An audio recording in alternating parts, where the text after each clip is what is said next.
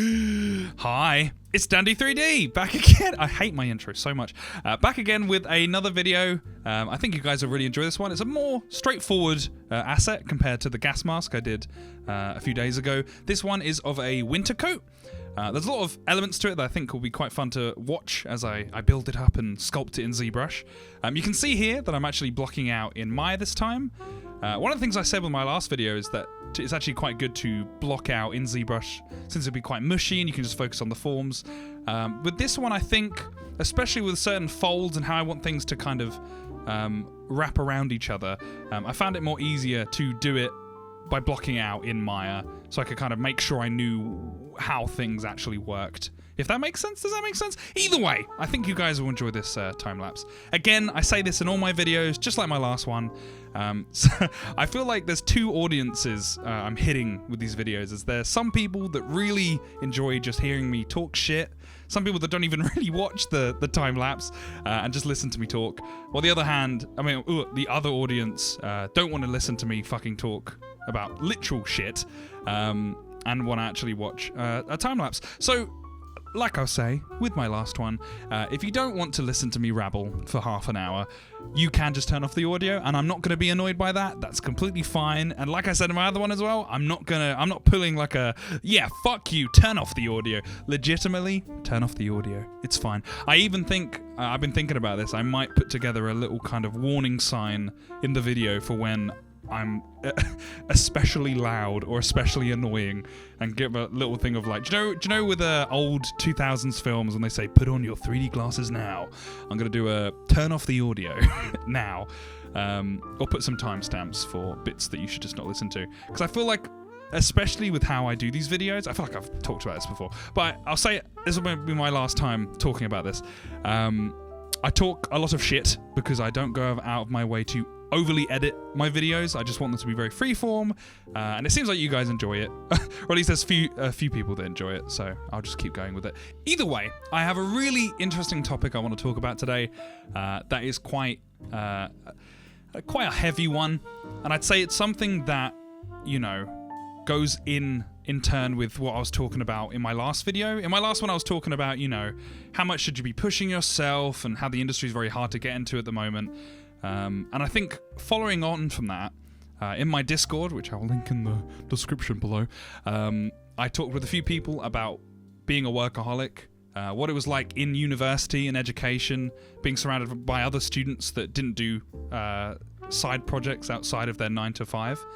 And there's a lot of varying opinions. So I think it's something that has been on my mind since talking to people in the Discord, that I think this would be a great opportunity to just talk about my opinions on it. Also, I know in the past I've talked about my journey from you know, going from uni to becoming an actual artist in the industry. And I don't want to do like a self-congratulatory, oh, look how successful I am. But there's a level of honesty I want to give about my journey to where I am now, that in the past when I have talked about that stuff, I've seen a lot of people appreciate it. I know when I was younger and I was first looking for jobs, or when I just started doing my university course for games art, I really appreciated seeing the human side, or the downcomings of people's stories or success stories of getting into the games industry, because it made me feel like, okay, this is possible for me. One of the best compliments I got, I think it was like a year ago, on a comment or a DM, someone said like, it's really nice knowing, you know, your ups and downs through your career, where you fucked up, even down to like in my time lapses, I've made mistakes and I'll just keep it in and show you how I've fixed that mistake, you know, because I feel like to show someone that you can get into the industry and still make mistakes and still be learning, I think that's really healthy. Because again, I feel like, especially when I was first trying to get into the industry, I was surrounded by all this inspiration of these just god-like artists that could do no wrong and never make a single mistake when they're modeling something. When you really break it down, the people that I know that I surround myself with, me as well, you know, good artists, but you're gonna make mistakes, man, and it's fine. Either way, I feel like I'm going on a rant, but I just want to say for anyone out there, you don't need to be a god to you know, be successful in the industry. I think this is a good segue into what I kind of want to talk about today, about the toxicity of the industry, the expectations that are kind of expected of you to get your first job, And I think this is something that, some people might relate to or not relate to at all. But in the past, I've kind of had this gamble of talking about a very specific, this is my experience in the industry, and expect no one to really have ever felt that. But then I'll get like 10 comments being like, I feel the exact same way. So I feel like there is a market here for what I'm talking about. Either way, I feel like I'm going on. It's been 5 minutes in the video. I've literally said nothing. So I'll get started. So when I was quite young, not like 17, I mean like when I was 9 or 10, I was quite a anxious child. I feel like every episode is me just doing a therapy session. But no, I was quite an awkward child, like a very awkward child. I was able to talk to people, but I didn't enjoy it at all. So I quickly found a connection to art and drawing and just sitting in my room, because it meant that I had an excuse to not have to interact with people, which is very antisocial. But even from like a very young age, I was very attracted to drawing, because it meant that I could just be with myself and not have to worry about other people and just draw all the time. And it was really good because, my parents were super, they loved it. They could see that, I was very passionate about art. At least I wasn't, going outside and, I don't know, beating people up at 9 years old for some reason. But it was a very passive hobby. But obviously not having other hobbies, I became really dependent on it, and obviously my parents pushed me, which was lovely. They, took me to events, arty events, or if there were contests in my local area for drawing, I'd be a part of it, obviously. But with that, I became very dependent on just art as my only identity to some extent, which I don't know. It was very good because it meant that my parents could just leave me in a room and I could just draw all day. So I'm sure it was great for my parents. But I think that was probably the first step, not to do like a butterfly effect of why I'm the way I am now, but it was definitely, one of the first steps towards building a very close relationship with art and not really anything else. Also, on top of that, I'll be honest about it. Maybe you can tell from just the way I speak, but I was not a very literate student when I got into high school. I did not do very well at all. I don't have any pictures of it. I'd happily show it, but I think my grades at the end of high school were shocking. Like I got U's. I don't know what they do now. I think in England we do 9 to 1. 1 being best or 9 being best and the other way around. But I got the lowest scores on pretty much everything, but art. So with art, I got the most craziest, highest grade, I got A star, A and all that. But everything else, I pretty much failed. I think even one of my, it was a religious studies test, and I didn't bring a pen with me. And then on the walk to the exam room, I just picked up a whiteboard pen and then wrote all my answers in a whiteboard pen. So when I put all the papers together at the end, all the ink smushed. And I remember handing it to the examiner and you could just see that none of it was readable. So I got a U, and U is you failed. So I was not, so you can tell, I was not a very smart child. So, when I did do well in art, it actually made me feel like I had some purpose and that I wasn't just a dumb child. I was just artistic. Quotation marks. So, again, another step towards feeling a dependency on art as being my identity, my worth, seeing that as, my only one saving grace compared to all the other things that I'm terrible at. So, a little small micro story. I already feel like it's already been 10 minutes and all I've talked about is my high school experience. I had a media class where it was just doing computer media rubbish where you had to draw on a computer. And I think there was one graphic design lesson we had. And we had a bit of homework, some pseudo coursework, because it was year 10, 11 before going off to college. And the teacher at the time handed over some homework it was something to make a poster for a magazine or something of that sort. And, up to this point, I like doodling, but I didn't take homework, seriously or really ever push myself. And it was just coming up to summer. I remember, obviously, you know, for me, all I wanted to do over summer was just to fucking draw or play games or just mess around and do fuck all. So my teacher came to me and said, "Oh, I know you're quite good at drawing. Why don't you give this coursework a go?" And I think my first response was like, oh, you know, being a kid, I was like, yeah, I'll do something. But I kind of already subscribed to the fact that, like with any homework or with anything in my life up to this point, I wasn't going to take it seriously. And my teacher said, look, you're going into year 11, it's your final year. There's an extra course you can do that if you do really well in the next few subjects in media class, you'll be allowed to do this course at GCSE level. And it was pretty much just film and TV. That was the course. It was just the idea that you could just go into class and just talk about films all day, and you'd get a grade for it. But you had to be one of the best students or one of the highest highest rated students on media to be allowed to even do that course.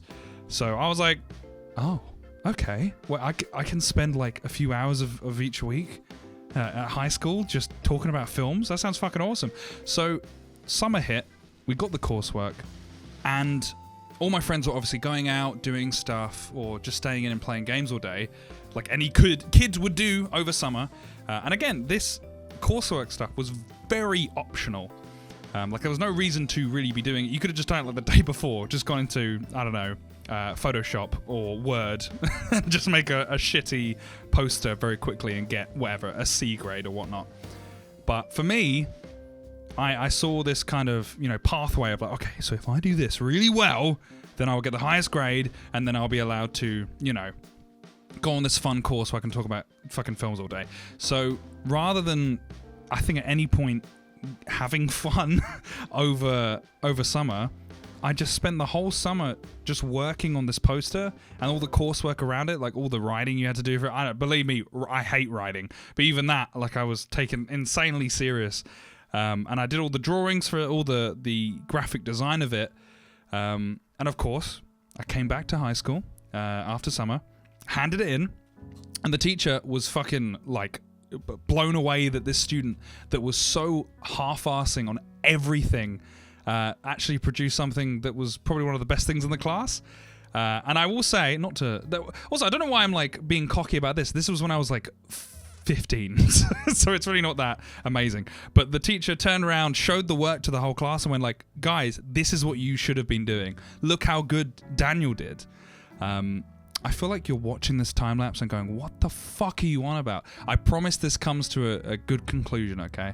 But again, that was another step towards, okay, if I apply myself and if I kind of, you know, don't give me a chance to have fun, or, you know, sacrificing a bit of my summer, a bit of my time to work on something, I will go further. So, you know, a developing Daniel brain, I put the two and two together of, oh, if I sacrifice some time and work really hard, think good things will come to me, which I think is the logic for most things in the world, not just art. You know, I'm sure if you do a lot of research into science or maths, you'd be better at that subject. Same thing with art. So, you know, walking away from that, I got onto the TV and film course, and like I said, I got terrible, like fucking so bad of grades in everything but anything artistic. I got like an A star in art, A star in media studies, an A star in TV and film, because they're all creative stuff. So again, the next step, I've now developed a thing of thinking, I'm shit at everything except from art. so if I don't do something that is surrounding around art, I am fucked. And I'll just be working some small job at like a corner store, which is not a bad job, but I wouldn't be going for any dream in life, really. I wouldn't be a fucking scientist, that's for sure. So, you know, moving on from that, I went to college. In my college experience, I was surrounded by quite a variety of people at different stages of engagement on the course. You know, there were some students that just didn't give a fuck and would do the bare minimum, and then there was the other people that worked their asses off every day, and you could see the first steps towards obsessiveness and workaholism. And in my final year, I was surrounded by a small group of people that, you know, were quite passionate. And, you know, at that age, you wouldn't know what workaholism is. You know, all you see is just, you know, big passion for what you do. So before I even knew it, at the end of college, all I was doing was just drawing, and I was on an animation course, so I was just sitting there doing animation all day, drawing all day, playing games, but then straight after games, straight back onto doing drawing. But, you know, at that age, I don't know, you don't see that as, you know, overworking yourself. You can't really overwork yourself as a child because you're just having fun. You're just doing doodling. My parents would come over and be like, oh, you can see he's just having fun with what he's doing. So you can never address that as, you know, an unhealthy thing, more just passion. But one big thing, again, a bit like with the media story I told, the media class story, one of my teachers, which I love, a great teacher, another step towards, you know, building this, oh, if I work hard, I will get further in life. We were just starting up to look for universities, and I remember the university I wanted to go to was like my dream university, but the problem was you had to have the best grades. Like, you really had to be a great student to land that course at that university. So obviously I became obsessed with getting the highest grade I could in my final major project in second year of college. And what I noticed, without seeing it as workaholism, I was becoming obsessed where, you know, my final project, I would just sit there in my room till crazy hours, just working on it, go to college, straight back from college, go on my computer, draw, animation. And again, like I said, all I saw it was just a lot of passion. And I saw a lot of people around me that weren't working as hard, and I saw people that were working just as hard, or people that were working even harder. And all the people that I knew that were working just as hard or even harder, now at that point, all landed their dream universities they wanted to go to. On the other hand, all the people that I knew that, you know, just did the college course, went home, didn't do any art, or did like just the bare minimum, would, you know, didn't really land the uni they wanted. So obviously, again, that's another connection where now I'm going, okay, all the people that were really motivated, quotation mark, very motivated people, did well. And all the people that weren't motivated, quotation mark, didn't land the uni of their choice. So all I saw is that if you worked really, really hard, you could get what you wanted, which was it's like a drug. Because I remember when I got my acceptance letter for uni, I was over the moon. I was like, wow, I can do fucking anything if I just put my mind to it and do insane hours in my room every day. This is amazing. Oh my God. And again, keep in mind, I did not have much of an identity in college. You know, I had quite a good selection of friends, but really all I had was games as my other hobby outside of drawing and doing art. So in a way, it's like being successful at art was my identity.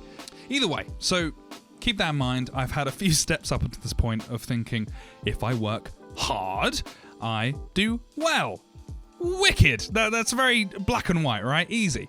But then I go to university, and it's nothing against them, and it's no it's no negative thing towards it, because it's the whole cycle of what the industry is. And I think this is where you can see I'll stop using the word inspired and motivated and using more the words of obsessive and workaholic, you know. And you'll see, rather than me saying, oh, you know, he just really loves doing art, more he was up till 4 a.m. every night and didn't eat any food or ate like crap. And, you know, that's gone from being a cute hobby that a kid does to more of an eye raiser of a young adult. So it did become less cute when I, you know, started growing a beard.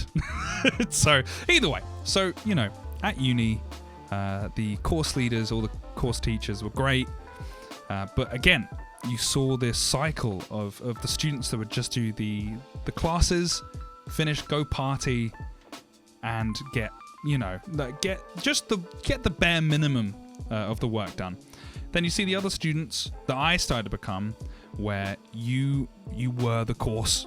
You know, you go home from classes, you go back to your campus room, and just do more work. And on top of that, even personal work. So even on top of the work you're doing, that is already very strenuous and very time consuming, you're trying to push yourself with more, you know, personal work. And what was Now, moving on to the next step of this terrible ride is, what's the word? Affirmation of peers around you that are just like you. So, up at this point, I was on the games course. I was very inspired, and all I wanted to do was work. So I was surrounding myself with other people that all they wanted to do was work. And with that, it became a echo chamber. It became an echo chamber of, I even started to become cynical that if, the people around me, if they weren't working crazy hours like me, then they're never going to get a job in the industry. And that was further affirmed by the people around me. They're going, yeah, you're right. Yeah, it's fucked up that these people aren't doing insane hours and, they're not, they went out for a night out on a Friday. Fuck, why aren't they doing their coursework? So I built a big, wall between just the people that just wanted to actually have a life outside of their coursework, which is very unhealthy. And I'm only saying this stuff because, I'm not proud of it, but I'm proud of the fact that this is not how I am now. So for anyone out there that's feeling this way at university or in education, I'm not saying it's fine, but I understand where you're coming from, because I get, this obsession that you can find when you're in education or when you're first starting off, especially when you're at the stage of going from, this is not a hobby anymore, this is what I want to do as a job, right? Again, next step, this is when we're starting to look for jobs. I remember my first internship. It was something like, it was pretty much just working at like a small gambling studio that wanted some 3D art. But for that, there were students that were like, oh, I want to apply. Oh yeah, I'll send over my work that I've done for the, just the coursework that we've done so far. And I went, fuck it. I'm not just going to show my coursework. I'm going to do some personal work that is oriented just for them, which it is quite a good tactic. And I've said that in previous videos. It is good to do that, but that's another thing. But I did some extra work, right? And I landed the job over everyone because I did that, right? So again, further affirmation. If I do more work than others, I'll do better, which up at this point I think is a pretty logical, I think that makes sense, right? I don't think anyone can object against the fact of, if you work harder than others, you deserve a position more than them, right? I don't think there's anything wrong with that. But it becomes a slippery slope, when you start to build, this relationship of, I need to be better. I need to be better than everyone. I have to be better than who I am now. And you can't just have a second to relax a bit from that. And for me, when I finally realized that this wasn't just me being inspired or motivated anymore, is when I was in class and a student that was sitting across from me said they could hear weird noises coming from me, which sounds weird. And I had my headphones in, so I was like, I can't hear anything, man. I don't know what you're hearing. Then next day, I had the same thing where someone was saying, like, Daniel, you're making like a weird wheezing noise when you're working. And I'm like, what the fuck are you on about?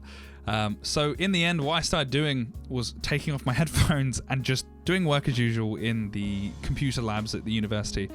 And I realized that I'm not going to recreate it because it's a very, very weird sounding noise. But I did this horrifying wheezing sound as if I'm like choking while doing work.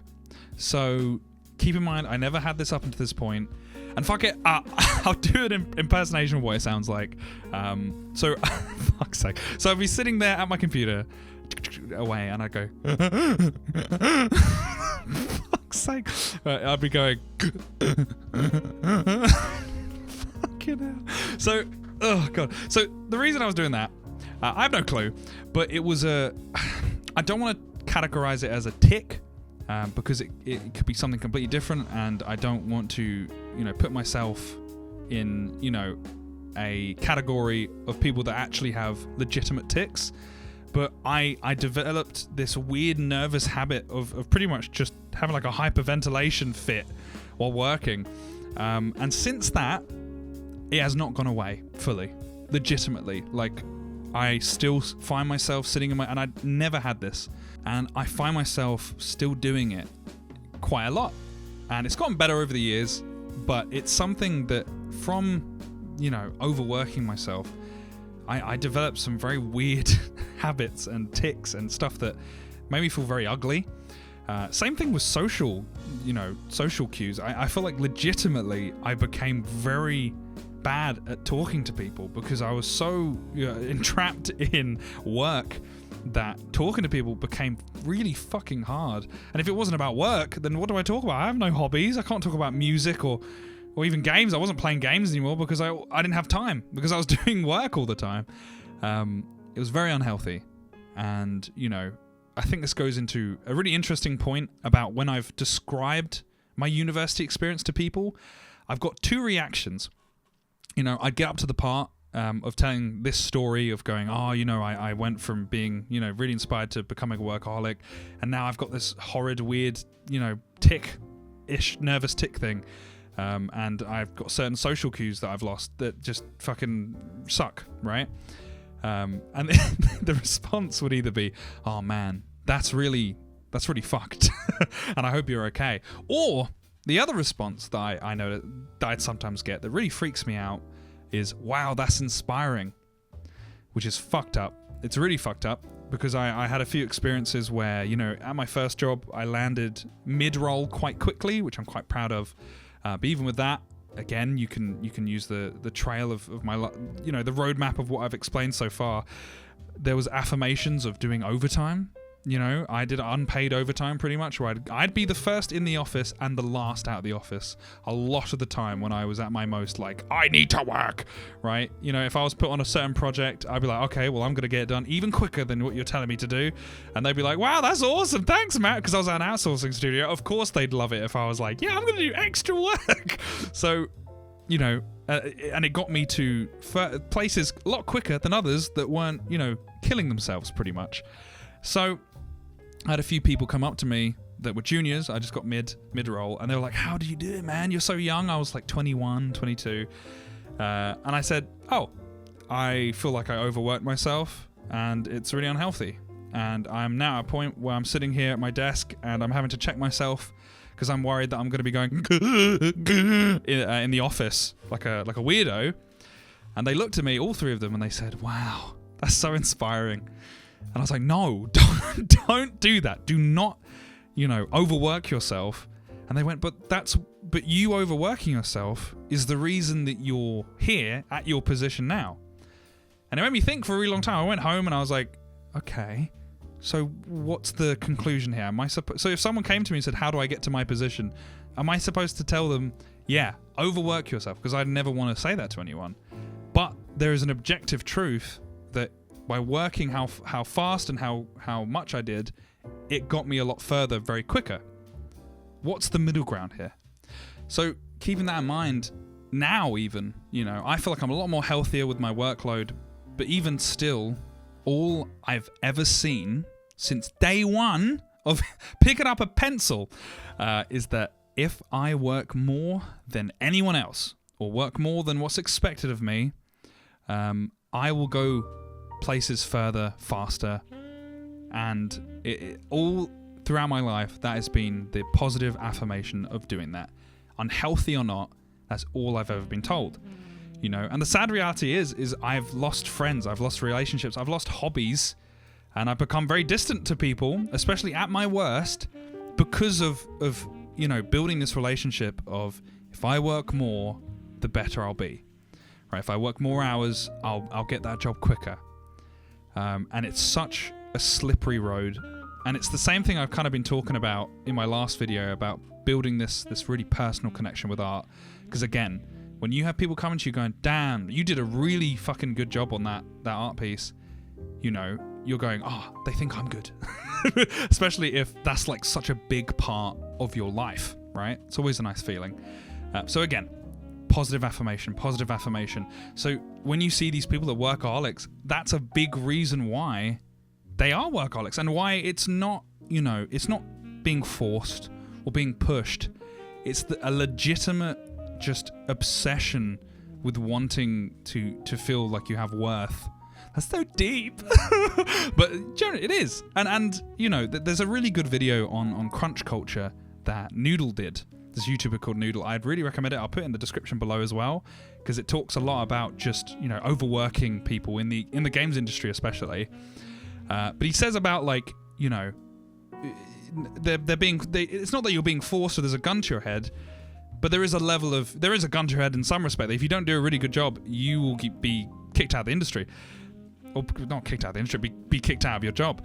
But on top of that, I think there's this small underbelly issue of genuine, obsession from the artist to want to be better, to want to do more hours, that has nothing to do about the expectations of the people around you or your boss, which is a much deeper topic that I'd love to talk more about. But I think it's something that I want to make sure I'm doing enough research on, because this could just be, a case-by-case situation. This is just how I came to the conclusion I am at now with my career. But I again, like I said at the start of the video, this got very deep. I thought I bet for the people that watch my videos were expecting a very light-hearted topic with lots of laughter. This has been a very serious video, but maybe that's refreshing. But I hope that there's someone out there that is sitting there going, I don't know why I'm the way I am with art, because I literally felt like, why the fuck am I so obsessed with art? Maybe that will give some level of clarity for you on why maybe you're overly obsessed with your art and stuff like that. And I hope someone out there gets some level of gratification from hearing from another person that's in the industry and actually is in the industry, not looking for a job. This is normal. Not that it's good, but it's normal, and this kind of stuff happens all the time. The issue is when it becomes insanely toxic and manipulated by employers, or you hit a point where you are left having no hobbies or friends. Because I promise you, there were definite points where I'd be sitting there and going, okay, I finished work. What am I going to do now? I have nothing I want to do right now. So I guess I'll work on a personal project. Either way, yes, I hope this has been somewhat interesting and not completely entirely depressing. And especially with my last video, where I only kind of glanced over certain issues about the industry and being a creative, and I got so much interesting responses from it. I'm very excited to hear what you guys think about this. I have a Discord, people have responded in there. I'll put it in the description. I don't think I put it in the last one. But please join, give your input. I'd love to hear. And again, as kind of a conclusion to it, I don't think that I could ever tell you to overwork, right? But I'll say this, with the rising expectations of the industry, and being surrounded by these quiet workaholics that can't tell themselves that they're a workaholic, I will be honest with everyone here that wants to get a job in the industry. As someone that's in the industry, what I did to myself made me successful. And getting a job is being successful in this industry. But I wouldn't suggest what I did. And that's the grey area that I'm finding really hard to land on. Is on one hand, I want to say, look, in this industry, it's cutthroat, it's very hard to get into, and doing the average amount is not enough to go far or to be successful in this industry, just like many other jobs. On the other hand, I want to say that it sucks that we've created an environment in the industry. It sucks we've created an industry where you have to pretty much abuse yourself mentally to get far in the industry, and I would never suggest that to anyone. But it's such a grey moral area, because if someone looks at my track record and looks at other people's track records and how they got to where they are, a lot of the case, the most successful people are the ones that did the insane hourly, crazy nights of work. The students that, did more than just the coursework, or pushed themselves even more and didn't go out on Friday nights. And in a way, I don't have a conclusion or a lesson at the end, but generally it's a conversation I'd love to talk to you guys more about, about, what's your opinion on it? How do you feel about it? Because I'm sure there's a lot of varying opinions about it. I've brought this up to my partner before. I've said this industry's cutthroat and it's not nice that you have to do it, but overworking is kind of a given. And my partner's like, that's fucking mental that you have to do that. That is so unhealthy. And I'm like, yeah, it is. there's no rebuttal to that. Either way, I'd love to hear what you guys think, and thank you for watching this video and just enjoying me talk shit again. And I apologize, it has not been the most lighthearted of videos compared to my other ones. But again, I don't know. Maybe this will be where I cut through and get 1 million views. Or I'll be told by all of you that could you just keep to making lighthearted topics? So either way, thank you, and I'd love to hear from you guys soon. Bye!